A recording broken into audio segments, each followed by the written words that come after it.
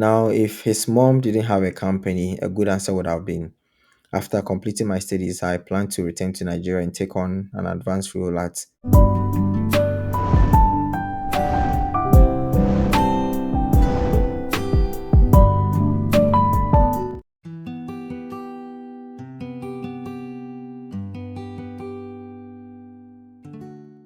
So, as usual, the visa officer requested for his documents.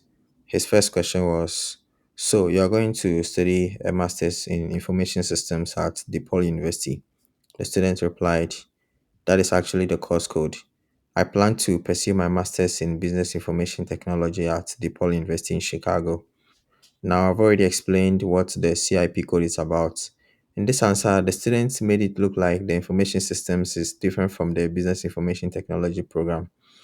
This is actually not a big deal, but I just think, the student could have just said, yes, my program falls under the information systems based on the CIP code, but I'll be specializing in business information technology. I think that is much better.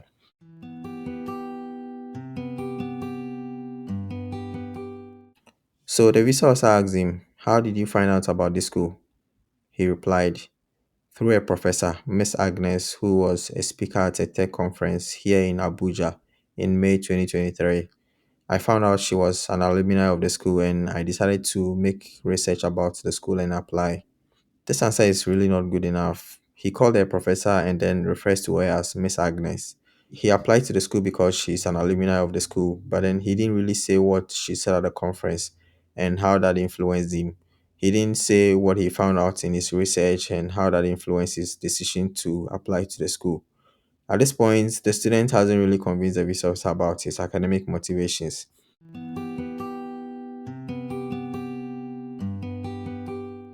So the resource asked him, have you traveled out of the country before? He replied, yes, in 2018 for my brother's graduation from Sikkim Manipal University, Ghana. As a Ghanaian, I had to look up this university. It's actually in India. I cannot really tell whether the student typed the wrong thing when he was, writing his transcript or he lied during the visa interview. His visa interview was in 2024, and the first and last time he traveled was in 2018.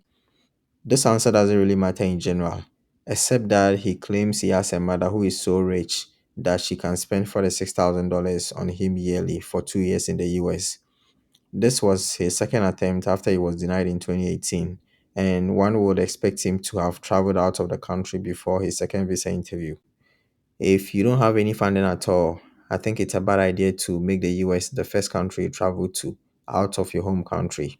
Well, the visa officer asked him again, why this course? This question was asked because the visa officer wasn't convinced about the student's academic motivations yet. So the student replied, with the skill set and knowledge I will gain from this course, I want to improve existing systems at Krusty Lab where I work by expanding the use of SEO services to more corporate clients and further enhance our company's market impact and also align it with my goals of advancing into roles as an SEO specialist and web analyst. These roles, which are usually outsourced by our company to other private entities to be sought out in house. This answer is okay to some extent, actually, but it is not well structured. A better answer is to say, this program will equip me with advanced skills in SEO optimization and web analytics, which are currently outsourced at my current workplace, Krusty Lab. By learning these skills, I will help the company expand its digital marketing services and improve its market impact, making our company more competitive in Nigeria's tech industry. At this point, the visa officer may have been wondering whether the student was being sponsored by his company. So the visa officer asked, I can see you have a deficit. Who will be paying for them? The student replied, my mother is sponsoring me for my studies. She works as a director at the Nigerian Ministry of Defense and also runs a business specialized in the wholesale distribution of baking materials across 7 states in Nigeria.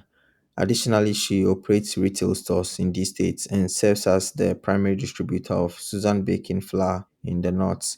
She has graciously covered the initial enrollment fee of $2,000, which will be included in the first semester fees. Being the director of the Nigerian Ministry of Defense can actually be convincing. However, I am not sure how the wholesale distribution business helped the student. Then the student added the retail business of distributing baking flour.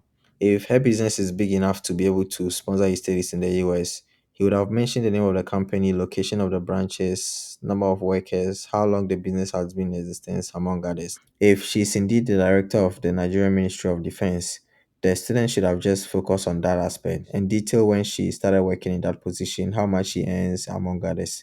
I don't know if the $2,000 enrollment deposit is refundable.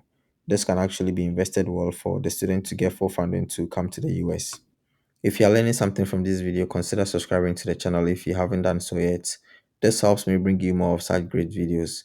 My goal is to help you get your visa approved, or at least help you determine your chances of being approved before you even spend money on the MRV and service fee. I don't like students wasting money and time. Alright, so the visa officer continued with the questions. What do you plan to do after graduating? The student replied, I plan on achieving my set goals of upon arrival within 6 months. I want to develop an SEO protocol that will be used to design a systematic approach to drive traffic to our client websites and give their websites visibility, and which will also be beneficial to the SME companies to have a digital marketing strategy. Now, if his mom was really sponsoring him, why didn't he say he would return home to become an in-house SEO specialist and web analyst for his mom's business? Why didn't he tie everything he was going to learn to his mom's business? Why was he not working for her at the time of the interview? Why will your mom, having a business of her own, spend thousands of dollars on your education so that you return to help another company? This doesn't make any sense to me. It is actually easy to see why the student was denied the visa. You can see that he was lying throughout the visa interview.